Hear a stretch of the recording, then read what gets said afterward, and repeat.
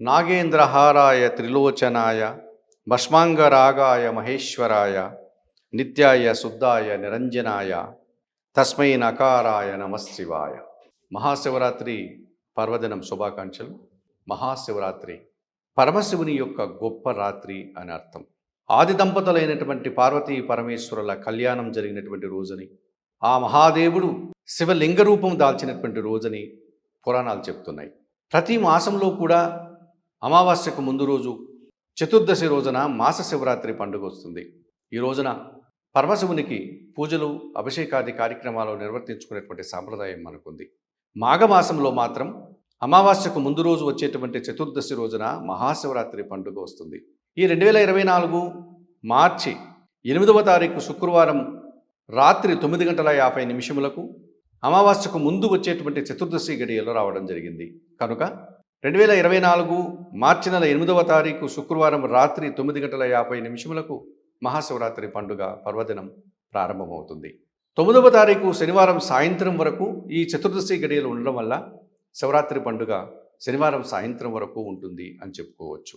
సహజంగా పరమశివుడు బోలాశంకరుడు నిరాడంబరుడు, అలంకార ప్రియుడు కాదు, భోగలాలసుడు కాదు, కేవలం అభిషేక ప్రియుడు మాత్రమే.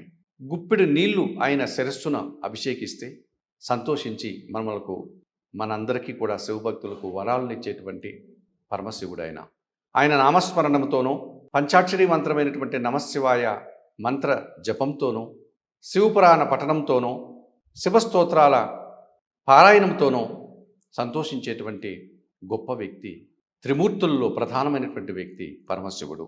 ఈ శివరాత్రి పండుగ రోజున భక్తులందరూ కూడా నిరాహారంగా రాత్రంతా కూడా జాగరణ చేస్తూ పరమశివునికి సంబంధించినటువంటి నామాలతో, జపాలతో ఆయన్ని స్మరిస్తూ, శివపురాణం పఠనంతో కానీ, శివస్తోత్రాల పారాయణంతో కానీ కాలం గడుపుతూ, నీటితోనో, చక్కెర రసంతోనో, పాలతోనో శివునికి అభిషేకాది కార్యక్రమాలు నిర్వర్తిస్తూ ఈ రాత్రంతా కూడా త్రికరణ శుద్ధిగా ఆ పరమశివుణ్ణి ప్రార్థిస్తూ గడిపితే ఆ పరమశివుడు మనలందరినీ కరుణించి ఆశీర్వదిస్తాడు.